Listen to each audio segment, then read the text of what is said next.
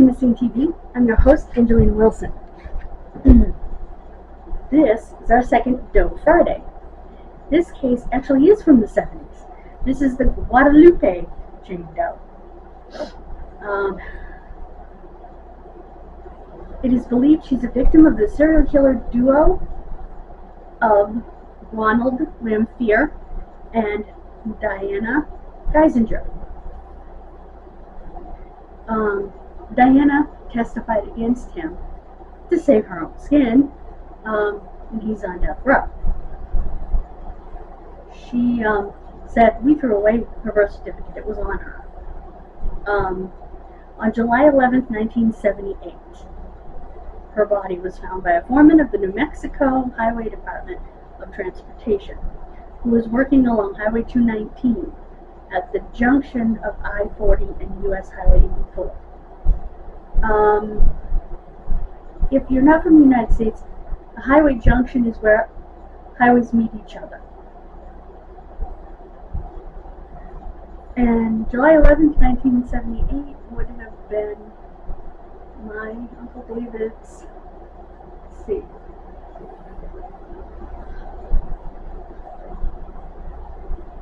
31st birthday.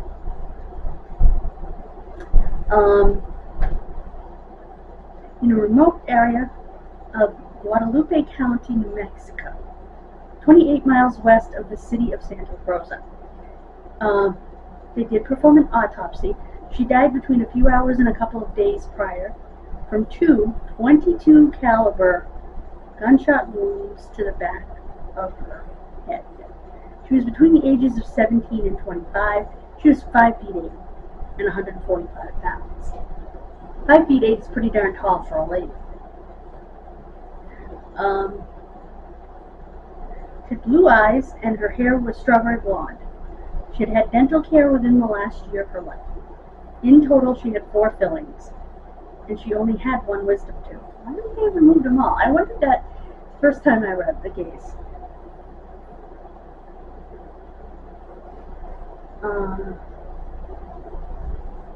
Okay, Geisinger says she and Lamphere, Lamphere, L-A-N-P-H-E-A-R, met the victim at a rest stop somewhere outside of Perry, Oklahoma, around 10 p.m. on the night of July 9th or July 10th, 1978.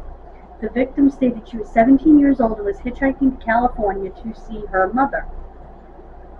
The trio rode west together for several hours, briefly conversing about guitars and money. The victim bragged about the money she spent on her new guitar she was carrying with her on her trip. They stopped along the way at a coffee shop and then a bar. At some point, Geisinger says she told Lamphere to let the girl out of the car. Some write-ups state that this was when the girl asked to use a payphone to call her mother for her birthday. I took that to mean the mother's birthday. Some people say the mother's birthday, some people say the girl was calling on her own birthday, that it was actually her 17th birthday. I don't know.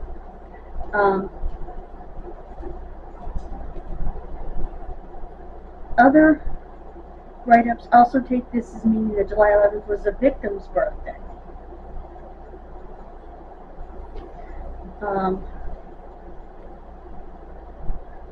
They drove across the viaduct.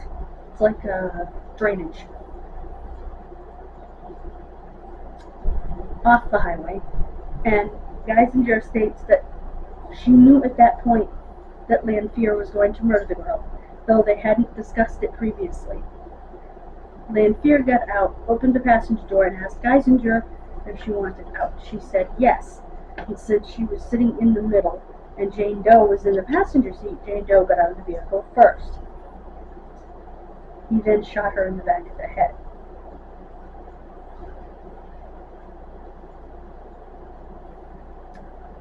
And he rolled her off what they described as a nearby cliff. Well, that doesn't make sense. The area where she was found, by the way, was flat. There were no cliffs.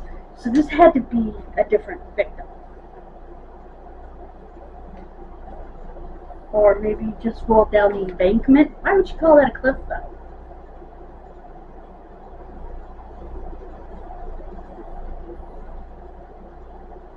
They said they found drugs and papers and threw them away. I don't believe for a minute they would have thrown drugs away. Unless they were a prescription.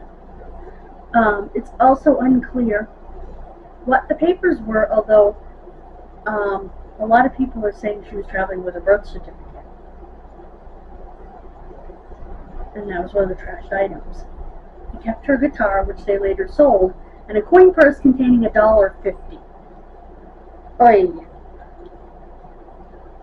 Then drove away, continuing their journey to Las Vegas.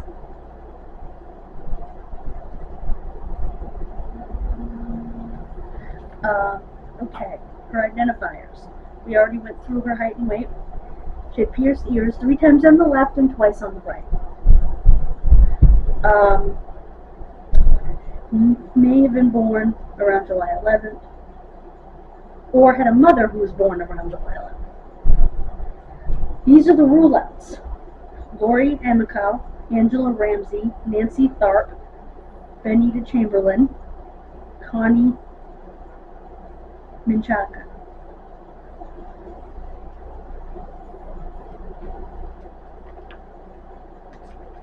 Again, she was 17 to 25 years of age. If you have any information, you can call the Chief Medical Examiner for New Mexico. Okay. Wendy Honeyfield or Kurt Nolte at 505-272-3053. 505-272-3053. Or the New Mexico State Police, Captain Nick Aragon at 505-827-9604. 505-827-9604. Or you can email them at nmsp.pio@state.nm.us.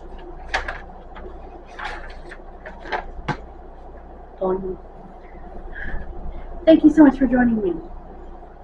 God bless you. Have a wonderful rest of your day. Please, if you know anything about these cases, it's important that you contact the proper authorities.